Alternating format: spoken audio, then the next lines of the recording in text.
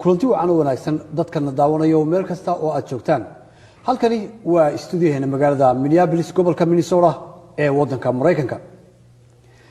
waraysigan soo socda waxa uu si toos ah idinka imanaya oo aad kala socotaan Kalsan TV daawadayaal dad badan oo Soomaaliyeed ayaa rumaysan in Soomaaliya marka laga hadlayo khayraadka ku jira gaar ahaan shidaalka oo kale in aanay jirin haba yaraatee shidaal Soomaaliya maanta lagu sheego oo rajo weyn laga qabo dad kale ayaa iyana aaminsan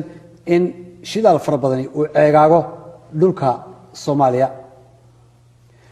warbixinaha qaarkood ayaa ku tilmaama waa kuwa caalamka ah in ilaa iyo 110 bilyan oo barmiil ama foosto ay ku jiraan dhulka Soomaalida haddaba su'aalahaasi jawaabtooda ayaan rabaa in isla waraysigan xogtiisa in aad ku heshaan bal waxa shidaalka Soomaaliya ka jira inuu yahay shidaal ku jira oo dhaba iyo inaanu ahayn arrin dhaba ama shidaal aanu ku jirin Soomaaliya waxa stuudiyaheena magaalada Minneapolis ee gobolka Minnesota wadanka Mareykanka martino waa Abubakar Xaaji Maxamuud Mire oo isagu dhinacayga bidix fadhiya waa khabiir ka tirsanaan jiray xafiiskii xogta iyo isgaarsiinta ee shirkadaha faraha badan leh ee Soomaaliya iyagu shidaalka sahminta iyo qodaalkaba markaasi isku dayay Abubakar Xaaji Maxamuud Mire 1978 waxa uu ka shaqeynayay shirkad Kuwait markaasi ka hawlgalaysay oo Halliburton loo yaqaanay oo Mareykan ahayd shirkadaasi oo qaabilsanayd qodista shidaalka 1978 ilaa 1986 ayaa Abubakar waxa uu u gudbay amaba uu markaasi u shaqo tagay wadanka Imaaraadka Carabta magaalada Abu Dhabi waxa uu shaqeynayay markaasi shirkad lagu magacaabo Sabata North Sea Inc oo uu ka hawlgali jiray taasi oo hoos yimaadaan shirkado fara badan oo caalamka shidaal ka qoda markii dambe waxa uu isla sanadkaasi 1986 weeyane uu u gudbay Abubakar wadanka Soomaaliya waxaana uu markii ugu horeysay uu ka hawlgalay ceelka baar dheere oo xilliga shidaal laga qodayay waxyaalihii uu kala kulmay iyo wixii uu ku soo arkay dhinaca shidaalka dhulka Soomaalida ayaa uu inooga warrami doonaa marka horese Abubakar Xaaji Maxamuud Mire aan ku soo dhaweeyo stuudiyaheena magaalada Minneapolis soo dhawaad Abubakar marka hore علي حراري واد معصنتهاي thank you very much inaad isiisid fursadatan wixii aan ka ogahay wadankeeni in ay dadka wax ka ogeysiiyo inta aan ogahay in ay dadka Soomaalidu ogaadaan fursadda iyada aad iyo aad baan kugu mahadinayaa su'aashu waxa weeye wadankeena batrool ma ku jira mise kuma jiro wuu ku jiraa waaye wuu ku badan yahay waxaan doonayaa inaanu guda gallo oo sida wax ugu jiraan ee dhabta ah aan iga wartid waraysiga gudihiisa laakiin waxaan doonayaan ka bilaabo markii aad ka timid wadamada khaliijka carabta ee aad soo gaadhay Soomaaliya sidaad ii sheegtay 1986 waxaad ka hawlgashay ceelka baar dheere ceelkaas muxuu yahay Abubakar Aliyow anigu markii aan wadanka imanayay waxa anigoo u shaqeeyay shirkadda Sabata North Sea waxa i xotay shirkadda la yiraahdo Shell oo Soomaaliya ka heshay contract qodis ah dabadeedna anigoo aad u interest gareynaya in aan ogaado waxa dhulkeena ku jira shaqadeydii waan ka tagay Sabata Shell baan soo raacay Shell baa horta i keentay Soomaaliya way markii aanu nimina waxaanu bilownay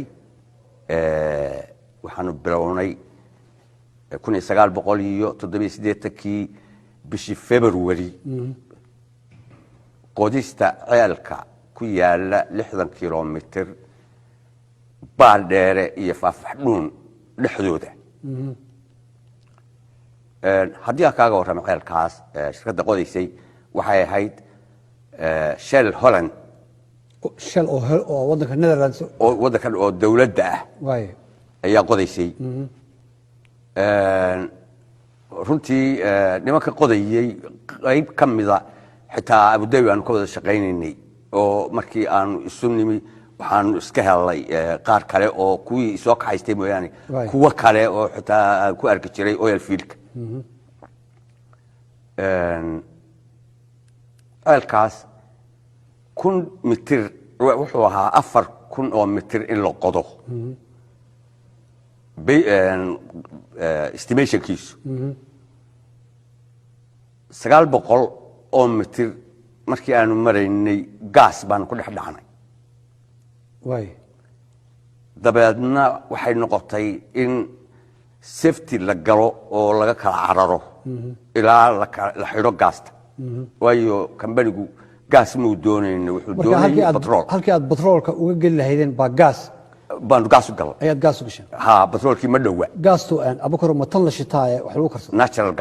gas ha naaska waa gaaska dabiiciga waaye inta kadib maxaa dhacay waxaa dhacay ceelkii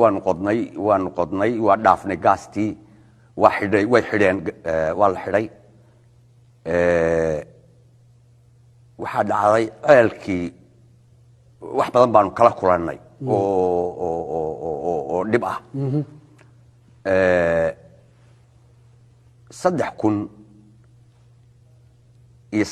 3,920 markaan 550 markaanu maraynay mitir oo 45 mitir noo harsan tahay yaa waxaa isku dhacay wasiirkii macdanta iyo biyaha Soomaaliya ee xilligaa iyo wakiilkii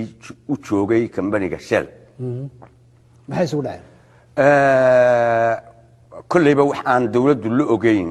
wasiirka ayuu ula tegay shirkadda shirkadduna waxay ahayd shirkad dawladeed ma ahayn kambani shirkadaha dawladahu leeyihiin waa conservative oo qodista wax aan ahayn kuma soo tala galaan ceelkaa inay ku baxaan marka halkaasay ka bariiqatay warkaagu si uu taariikh ugu noqdo dadka Soomaaliyeed ee jiilasha soo socda Abukar naam marka aad cadeysid maadaama ay tahay waqti la soo dhaafay naam taariikhdu waa lama horaan waxay noqon doontaa wax meel yaalo oo dib loo eego naam wasiirka waxay joogtaa xafiiska xogta iyo isgaarsiinta adigu waa gartay wasiirka iyo maxay isku qabteen kambanigu waxay isku qabteen commission buu weydiistay kambaniga waaye haddii kale operation ku socon maayo buu ku yiri ama waa in lacag la siiyaa ama waa in lacag shidaalka la soo saaro ama waa in lacag la siiyaa waaye haddii kale operationka aad ka wadaan waad joojinaysaa waaye dabeedna maxay yeelan gabadhii waxay yidhahdeen annagu kumaanaan soo talagelin kambanigan waxaa iskale dawladda fan ma bixinno iyo lacag laaluusha ceelkaa wixii ku baxa yaa anagu estimationka budgetka iyagu waa wixii ceelka ku bixi lahaa marka batroolkii dhammaa ee 4,000 ee mitir la soconaya waxaa idinka dhiman 45 mitir weliba inuu nagu soo boqdo aad bay halis u tahay marka iyada sababtu waxa weeye waxaa yimi nimanka qarxiya ceelasha batroolka marka la qodo kambaniga qodaa marka uu meel marayo waxaa yimaada kuwii qarxinaya marka la ogaado in ay 100% uu batrool ku jiro waxaa yimaada dad la yiraahdo fellow petrol iyaga ceelka markaa qarxiya iyaga sheega inta uu maalintii soo saarayo batroolku nooca uu yahay inta sanadood ee uu productionka intaa la eg samayn karayo nimanka sheega oo fellow petrol loola jiray way keensadeen qalabkoodii oo qaali ah oo habeen hadday u hoydaan meesha aan kambaniyadu xamilin way yimaadeen inay ceelka qarxiyaan oo production la bilaabo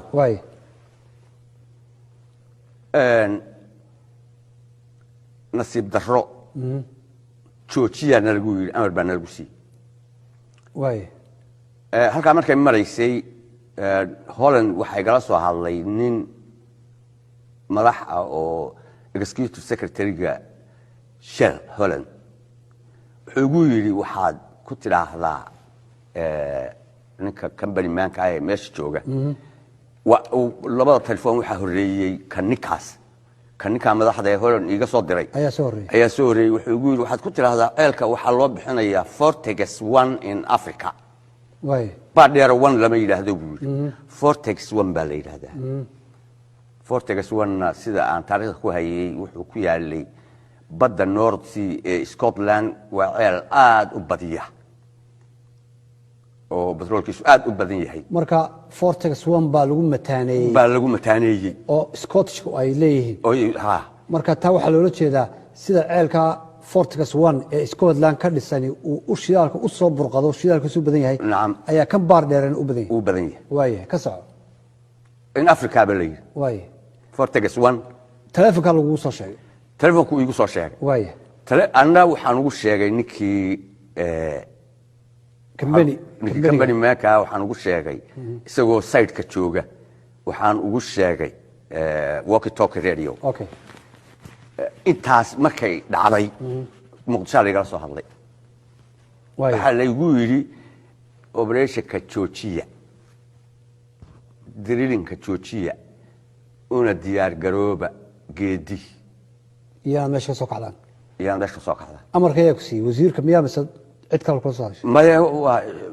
shell gudaheeda shell baa lagu siiyay amarka waxa lagu siiyay muqdisho marka sheeshii muqdisho idinka baa anaga noo soo gudbisay maxaa ku xigay inta waxa ku xigay wasiirku warqadii uu qoray idinka iyo sheekooyinkii dhex maray iyo lacag yar oo la siiyay silibkeedii iyo wixii information ahaa iyo tuu ku joojiyay operation-ka waxa ay soo diray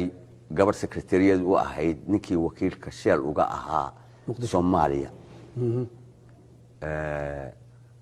dabeedna warqadahaasi dawladda ayay dib ugu noqdeen isla mar ahaanta ninkii wasiirka ahaa waa la eriyey muddo bilka yar gudaheed ayaa lagu eriyey markii la ogaaday inuu dembiga intaa leeg dalka ka galay markii la eriyey idinku ma ka guurteen waaye ka guurnay kambanigiina teg waaye marka wixii waa isla dhinteen wasiirkii shaqadii baa laga saaray kambanigiina meeshii buu faraaq ka qaaday waaye ka gudub baar dheere gaaska meesha petroolka ku jira baa rabaa in yar in dadweynaha u iftiimisid percentage-ka intuu ahaa boqolkiiba rajada la qabtay inuu soo baxo petroolkaasi adigu uu sheegay 45 mitir oo qol inaad u jirteen iyo nooca petroolka bal hadda in yar igu noqon maxaa la ku sheegay aliyow petroolku ilaa uu soo baxo noociisa lama sheego oo lama garan karo nimankii sheegi lahaa laakiin way joogeen waaye intaa marka loo gaadho ceelkuna halis wuxuu u yahay in uu qarxo marka wixii la saari jiray ceel petrol ku jira oo petrolka celin jiray petrolku wuxuu xoog badan yahay ilaa cidima soo jiiday isagaa soo booda wixii celin jiray petrolkana waa la saaray oo lagu xidhay waa la xidhay marka tagaysan may intaanaan xidhin ee aan qodista aan ka samrin si aan ku soo burqan si uusan ugu soo burqan waan gartay rajadiisuna waxay ahayd 100% ayay ahayd waa hagaag ceelka baar dheere intaan kaga gudubno maxaa idin xigay xagee tagteen ceelka baar dheere markii aan ka gudubnay oo ay shell tagtay waxaa imanaysay Konoko anigu intii u dhaxaysay Konoko iyo shell waxaa la shaqaynayay company survey oo lagu wareejiyay ilaan shell inay abdaba igu celiso iyo in aan dhulkayga joogo oo kambaniyada Mareykanka u shaqeeyo waxaan doorbiday anigu inaan Soomaaliya joogo oo aan ogaado topigan isaga marka company loo oran jiray Western Geophysical ayaa lagu wareejiyay oo isagu laakiin survey isaga qudadiisa xoga badan baan ka ogaaday dhulka ay ugu rajo weyn yihiin koonfurta Soomaaliya iyo waqooyiga Soomaaliya laba tiim bay ahaayeen oo qolana dhulka Nugaal Valley la yiraahdo ayay baarayeen qolana Xamar iyo Jawhar iyo Iraq Ismaayo inta u dhaxaysa iyo Baydhaba intaasay baarayeen marka kuwa koonfureed baa kamid sheegtay Konoko aan u shaqeynaya la Western Geophysical aniga cali ahaan aragtidayda markii ugu dambeysay waxaan ku arkay meel u dhow Sanajiif wakaha oo iyaga baaray Nugaal marka misla kambaniga samso kambaniga waaye 773 iyo 778 baa kala oran jiray waa isku kambani oo hal manager bay lahaayeen Muqdisho fadhiya iyagu markaas surveying ku waxa qaabsan iyagu surveying qaabsan sahanka qaabsan wakaha waaye qolada markaa u tagtay marka xagee ka bilowdan hawshii waxaan ka bilownay Jawhar iyo Mahaday waaye ilaa waxaan soconnay meel la yiraahdo Ijamxaad oo Kismaayo area baraawe ka shaysa baraawe iyo Kismaayo u dhaxaysa ilaa halkaasaan soconnay marka waa meeshii markii ugu dambeysay dhulkii la calaamadiyay anagoo u guurno degnayo ceelkii ka qodi lahayn uu dalku burburayba marka ceelka aad tagteen meesha Jowhar iyo Mahada ilaa Baraawo iyo Kismaayo meesha iska galaan ilaa xeebta weey ilaa xeebta marka sahanka dhinaca xeebta ka sameeyeen xeebta iyo ilaa Baydhabo wixii ka sokeeyay leego meeshii loo oran jiray dhulkan qoryoolay iyo Daafeed iyo waxa soo dhan waan wada mar maxay idin soo baxay marka lama ogaan karo waa report ay iyagu waa survey waxa ma sheego laakiin waxaad ku ogaanaysaa koorin bay sameeyaan wax la yiraahdo waxay daloolinayaan ilaa 1,000 mitir dhulka waxay ka soo goynayaan hilbo hadhowta ceelka waxa lagu estimate gareynayaa ciidan marka la qaaday ee lagu sameeyo la analyze gareeyo ba hadhowta ceelka rajadiisu waxay ku qoran tahay 65 75 boqolkiiba marka sida meeshii loo oran jiray waxa la yiraahdaa sida dhul u dhow Sablaale iyo Kurtuwaare oo meesha magaceedu maxabiis baa ku xidhan jirtay dhul badan oo ay calaamadiyeen ceelkii oo ay markay birgeliyaan anda Juma iyo Sablaale iyo Kurtuwaare ceelka marka ay intayna bar sameeyaan birgeliyaan waa rajadiisu waa way sareysaa haddii kale way iska dhaafaan laakiin hadday intay sibir ku shubaan oo birgeliyaan oo number u sameeyaan waa rajadiisu wax weeye waxay ka bilaabaysaa wixii 60 ka sareeyay ceel aan ka ahayn baar dheere oo aad qodeen ma jira waad ka qayb gashay caliyow Soomaaliya waxaa laga qoday 5 ceel waxaa ka horeeyay 2 ceel oo anigu aanan arkin oo joogin ceelna Kismaayo area laga qoday 72 meelaha 73 ceelna gaas buu ahaayo afgooyaa laga qoday labada ceel maanan ogay laakiin 5ta kale waan ogaa ii sheeg hadda 5ta kale mid waa baar dheere ceelka baar dheere hol kaliswan oo Garowe 16 kilomitir u jira soo 3 ma 3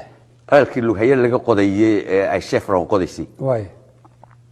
iyo ceelkii aan Mudul Baraawe ka qodnay shataba ceelka Lughaya runtii wax badan ma aanan joogin waayo dagaal baa markiiba nagu qabsaday markiiba naga qaxiyay aniga iyo gaaladii laakiin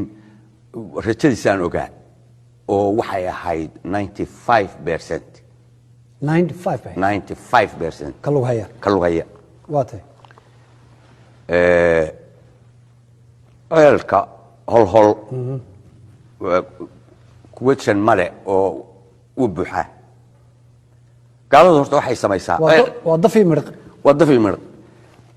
cali waxaan doonayaa inaan ku yara iftiimiyo ceel moqor ah oo afka la qoday batrool ku jira ma jiro dunida oil field baa jira area jirta areada waxay ku sameeyaan wax la yiraahdo injection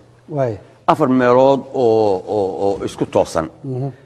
ayaa laga qodaa 4 ceel markay ugu horeeyeen ka saliidda ku arkaan way markaa way weeraraan oo areada soo dhan waxay ogaanayaan ilaa inta ay leeg tahay inta area oil field marka hol waa tif weeye ceelka Garowe wax yar markii aanu qodnay oo 2500 feet oo wax yar oo aan weligayba arkin ceel saasa waxaanu galay saliid yaacday oo dhimatay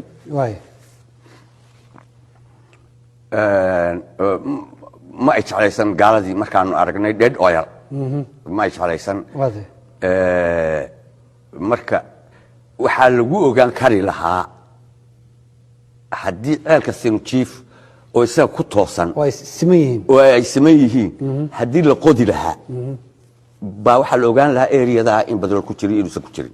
laakiin nasiib daro markii loo guuray oo qalabkii qayb la geeyey konoko waxba ku dhacay waxba dalka burburay shanta caalamka aad sheegtay rajadoodu markaynu average markaynu sameeyno aan average ka sameeyno ma waxay noqon karayaan 80% mise 90% in shidaal uu ka buuxo shanta ceel laba ceel waa 100% way ceel waa 95 waa 85 to 95% oo ceelka lagu haya ceelka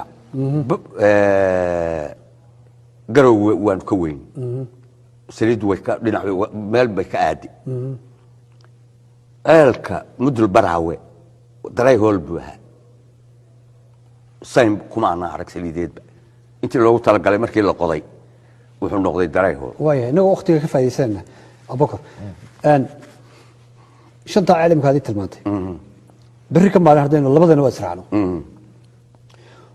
meelihii ay ku yiileen ceelashaasi ma igeyn kartaa ma oran kartaa ceelkii hebelan ka sheekeynay holol waa kan ceelkii baar dheer waa kan ceelkii sunichief waa kan kii lughaya waa kan wax ma ka garanahay dhulkii haddii calow la yidhaahdo gudcur maarshawle ina mari ceel walba ama lug aan ku tago ama gaadiid ku tagee aan ku dul taagaya حتى هذان افتين جرين حتى هذان افتين جرين ودولا سفعان وقرنس ودولا سفعان وقرنية كمبنية قضي مدة بولين مدة هارين نمبر مكو قرين وح علامة هذه الشيء كرتون كست علامة بالله ده هاي واتكو قرن سميها جرتا عيالكي وح لو أركي أو بترول كتيرينه بالوين بالجليدي أو اللي هذا أو حليرة أويل هاد أو لكن أن مقنعين إن يربك سو مقنعين sida ceelka baad dheere gaaladu caradii markii ay xanaaqeen wax yar bay ciidda saa ku yidhaahdeen chemicalkii meesha yilay chemicalkuna waa waxyaabaha kambaniyada xunxumi ay ku baabi'iyaan dunida saddexaad oo dad iyo dunyaba halis u ah anigii gaaladii markaa waanu isqabsanay oo 3 maalmood oo dambe ayaanu dib u dhacanay xilligii loogu talagalay inaanu tagno ilaa ceelka aad loo aaso marka ceelasha ceelka holhol isaga sidiisa u dumay oo waxba kama soo baxaynin ugu dumay dabadna waa la sibdiyay birtina waa laga taagay way waxaan rabaa su'aal kale inaan kaa weydiiyo markii aad kambaniga xafiiska joogtay informationka communicationka badhe isgaarsiinta iyo xogta markaad fadhiday dadka aad la shaqaynaysan kambaniyada shell ama kuwa kale ha noqdaane adiga ka sarkaal ahaan ka khabiir ahaan ma ku oran jireen xogta iyo informationka ceelashan aynu qodayno ma gudbin kartid bas waad madax banaaneedno waxa rabtaan ba sheegay ma caliyow halka hortaada markaad control roomka lagu soo fadhiisiyo iyadoo kobara bay waxay ku qoran tahay no information given out wax war aad bixin kartid ma jirto ma jirto waxaa dhacday ceelka baardheere ninkii georgiska ahaa ee dutchka ahaa xoogaa sheekaana dhex martay waxaan u sheegay ceelka in badrool ku jiro isagaana georgisa moogta maxaad ku garanaysaa buu yidhi waxbaan u sheega subaxay dab uu ii yimi riboortkii wuxuu igu keenay oo af dutch ku qoran dabeedna ninkii kambani maankaa baan tusay oo idhi anigu ma dutch baan ahay mise waxaan qori karaa afka dutchka ninkii shaqadii waa laga geeriyey sidii ninkii georgiska ahaa muxuu jeedaa markaa afka dutchka waxaan ku qoran you fahmin reportka geological reportka you fahmin ninkan information ka helin ninkan waxbuu yaqaanaaye you fahmin oo wuxuu you sheegi way su'aal kale waxa oranaysaa abakaro kambaniyada batroolka ka qodayay Soomaaliya xilliyada adigu aad u shaqeynaysay daacad bay ka hayneen shidaal Soomaaliya u soo saaraan mise cag bay ku hayeen oo inaan waxba u soo bixin bay doonayeen oo hawraartii ahayd nin baa jira baadida kula raadiya inaad heshaan aan rabin oo kale ayay ka ahayd mise dawladda xilligaa jirtay ayaan idinla shaqeynayno aanay ka daacadahayn in shidaal soo baxo maxaa shidaalka loo soo saari waayay si degdeg ah good question su'aal waxaan baad weydiisay historyga haddii dib loo raaco caliyow 50 sanadood oo ka horeeyay xilliyada qodaalkan la bilaabay ayaa survey dhulkeena lagu sameeyay waxa ku jiraan la ogaa kambaniyada batroolkuna ajenda u degsanoo xilliba 50 sanadood ama 100 sanadoodba dal bay waxa ku jira la soo baxaan inaga 1980 baa waxa bislaatay dhulkeena batrool laga soo saaro way u bislaatay daacad bay ka ahayd kambaniyadii yimi waayo kambani waliba wuxuu keensaday qalabkii productionka marka diyaar bay ahaayeen on the other hand kambaniyada batroolku laftigoodu waa siyaasiyiin dawladdii dalka haysatay ee maxamed siyaad bare madaxweynaha ka ahaa allah u naxariistee wax allaale wax ay ka diiday ma jirin laakiin kalsooni may qabinoo batroolka inay soo saaraanna way rabeen waxna way isla eeganayeenoo dalka mogtahay in odaygu baawarka ka wareegana way alsaaxad bay u hayeen oo way baxnaaninayeen wax ay ka diiday laakiin dawladdu may jirin Soomaalidu waxay ku sheekaysataa konton qaatuu yidhi konton qaadaa la yidhi kana la yidhi maxamed siyaad baraa diiday waxa la wax ka jiray ma jirin shirkaduna diyaar bay ahaayeen dawladduna diyaar bay ahayd dadka Soomaalida marka mawduucan laga hadlayo shidaalka Soomaaliya ku jira oo kale waxay u badan yihiin majority-goodu in ay qaataan dhinaca negative oo ay dhahdaan xuma jiraan xukuma jiraan maxaa dadka Soomaalida aluliyowga ku abuuray iyo inay dhinaca negative ka qaataan oo ay dhahdaan wax meesha ka jira ma jiraan arrin siyaasadeed baa ahayd mise dadka Soomaalidu ba iska sawirtay inaan meesha xog ku jiro laba wax baa isbarkanoo caliyow dadka Soomaaliyeedna dad cilmi leh ma yahayn oo xitaa cilmi bay yeelahaan dad advanced ah oo xadaarad leh ma yahayn cidina way shaqaynaysay niyadda ka dilaysa oo indhaha qabanaysa oo dadkani in ayan waxba ogaan ka shaqaynaysay baa jirtay wuu ku jiraado maanta oo socodsiin kari maysid dad cali oo tiraahdo dhulkeena batrool baa ku jira ka dhaadhicin kari maysid waliba way kula asraartamayaan laakiin haddii la yidhaahdo kuma jiraan way qaadanayaan dadkii waayahay abukar waxaa jirta dadka Soomaaliyeed in badan bay dhinaca inay Soomaaliya cagaheeda ku istaagto dagaal sokeeyo in badan aafeeyay ka bacdi aanay rumaysanin in Soomaaliya mar kale ay soo noqon karto ay adduunyada la talaabsan karto oo horumar iyo dhinacyo badan waxbarashada iyo caafimaadka iyo technology cusub ay la talaabsan karto ama ay hiigsan karto waxaan rabaa maanta inaan bushaarada ugu muhiimsan ee imika adigu aad haysidee in gaas fiican iyo batrool fiican uu Soomaaliya ku jiro xilliga ay suurtagal tahayna lala soo bixi karo in aad dadweynaha u gudbisid oo rajadaasi quruxda badan maanta ay bal la kowsadaan iyagoo in badan ku jiray in bilaa rajo dhinac walba dhinaca siyaasadeed dhinaca dhaqaale dhinaca horumarineed ay inta badan la kulmaan markii imika aad ka hadlaysay mawduucaasi batroolka Soomaaliya ku jira ceelasha Soomaaliya laga helay iyo markaan isu qaybiyay populationka Soomaaliya ama dadka tirada dadka Soomaalida warbixinaha caalamka markaan ku daro oo tilmaamo 110 bilyan oo foosto in ay Soomaaliya ku jirto ceegaagan tahay Soomaaliyana 10 milyan ilaa 15 milyan oo qof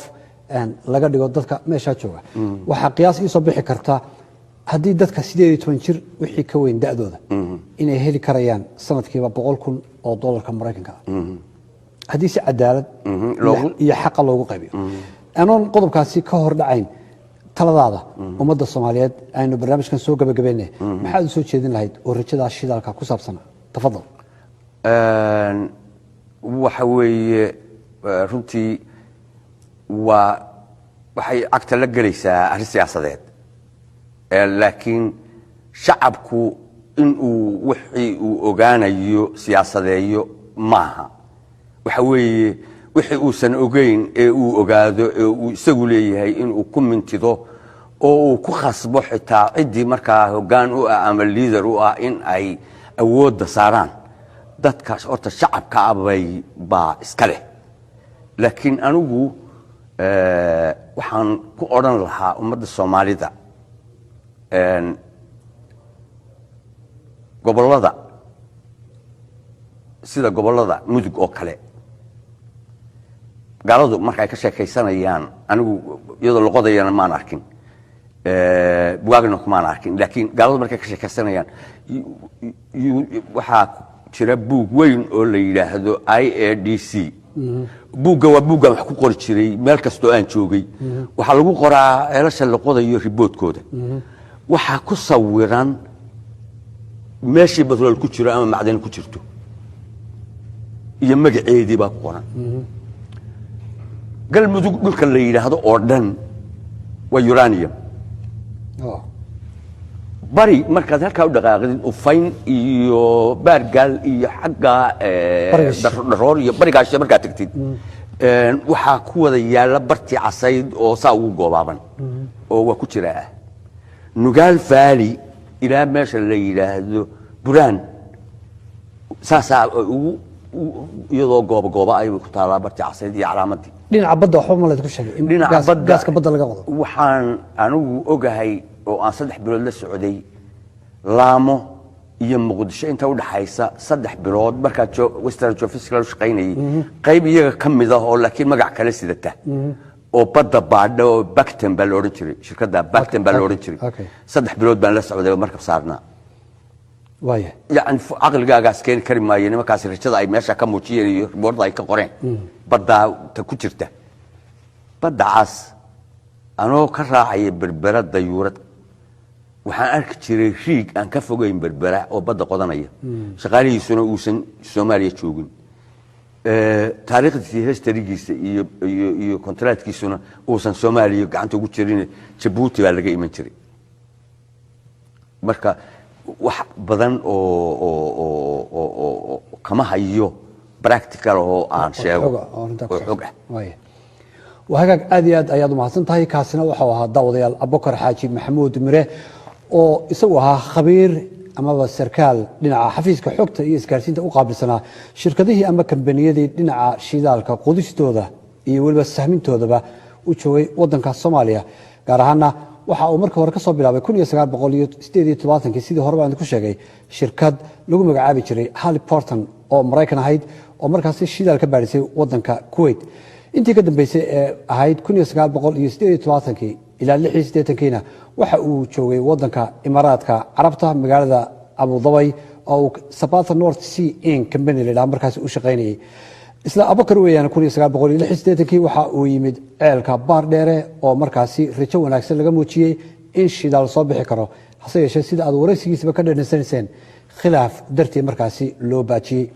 tan iyo kulankeena dambe daawadayaal waraysi kan oo kala ah intaan dib ugu kulmi doono waa Cali Xalaale oo dhamaantiin ba idinkaga tagay sida ayuu nabad geliyo aad iyo aad baa mahadsantahay Abubakar aad baad mahadsantahay thank you very much waqtiga aad nasiisay iyo sida wanaagsan ee faahfaahinta leh ee aad ummadda Soomaaliyeed ugu soo gudbinaysid in rajo wanaagsan dhinaca shidaalka aad baan ugu faraxsanahay inaan inta aan ogaa Soomaali gaarsiiyo aad baan mahadsantahay